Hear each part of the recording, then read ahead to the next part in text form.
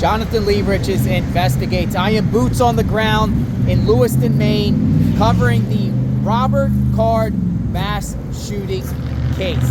Let's talk about Robert Card and his ex-wife and son. There is a report out there that when Robert Card did this crime, this mass shooting in this peaceful, quiet community, his ex-wife and son went into hiding.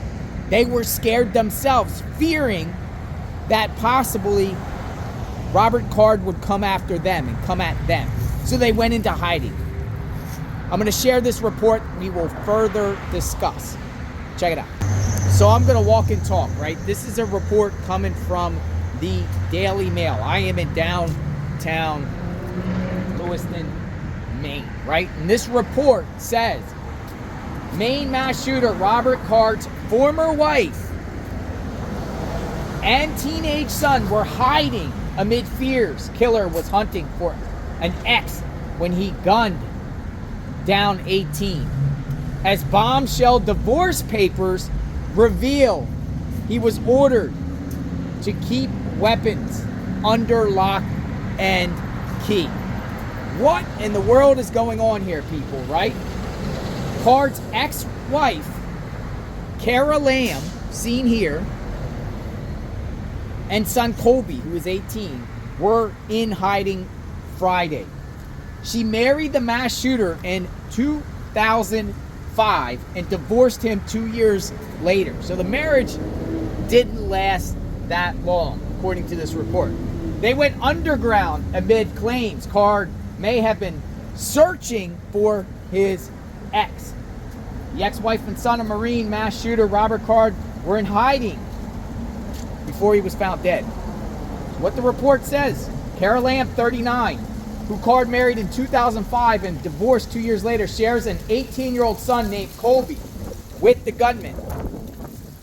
And in this report it says the terrified pair were understood to be in hiding while Card remained a fugitive at large. So they were in hiding after he left 18 people dead, 13 injured.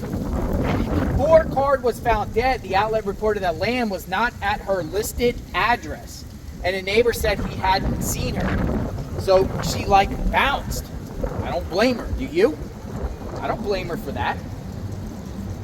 Police sources added to ABC News that a note was left by the killer addressed to his son before the tragedy. So this son is the one that got the note?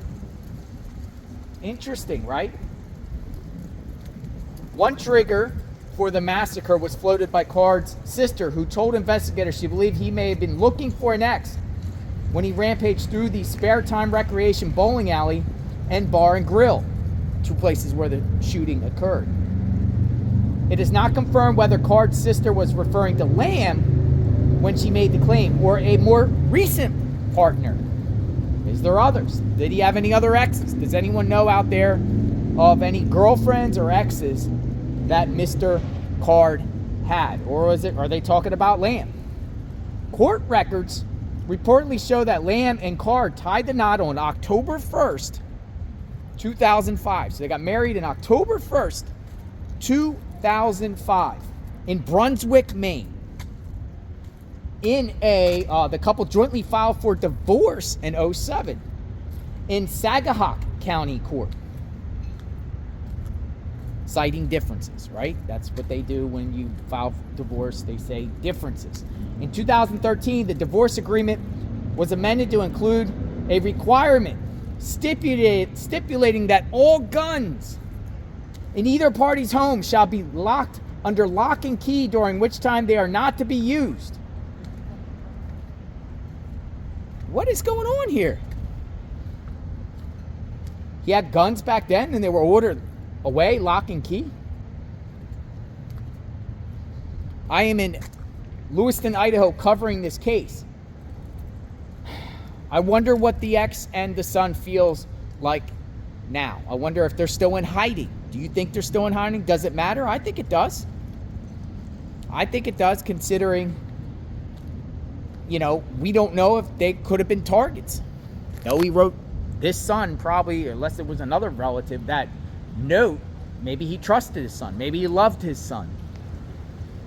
Giving him the passcodes to the phone and bank accounts. It's a wild story.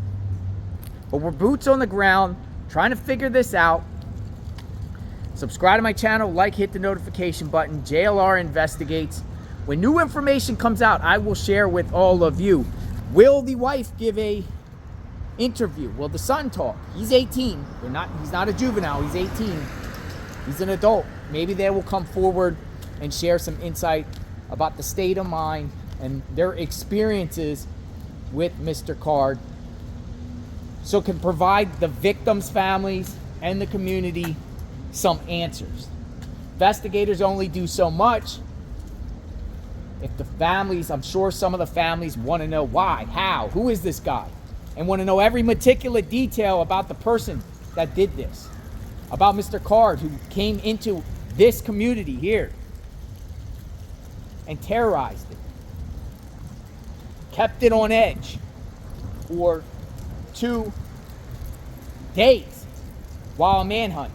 These people out here don't know if this dude is going to just show up, come back out, do it again. He was found inside a box trailer at the recycling center at a job he used to work at. I'd like to know personally a little bit about his job history and how he got along or didn't get along with other employees. They say he got fired. Why? I think some of the mental health issues that he has, we might never know due to HIPAA laws. What about these guns? He supposedly had guns and a history of mental illness. Do you think that he shouldn't have had a gun? Or do you think he has, some gun rights people think Second Amendment, doesn't matter what? What's the solution on this case when it comes to guns and people with mental illness? Authorities have said the motive with this tragedy was most likely dealing with his mental illness, hearing voices. Look how pretty this town is.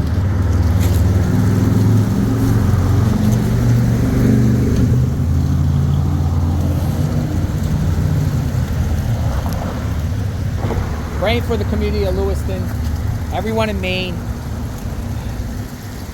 Look at this. There's a sign, even a...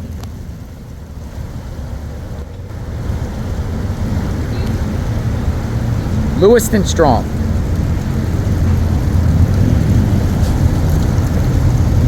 I am JLR Investigates, boots on the ground. When I get more answers, I will share with all of you.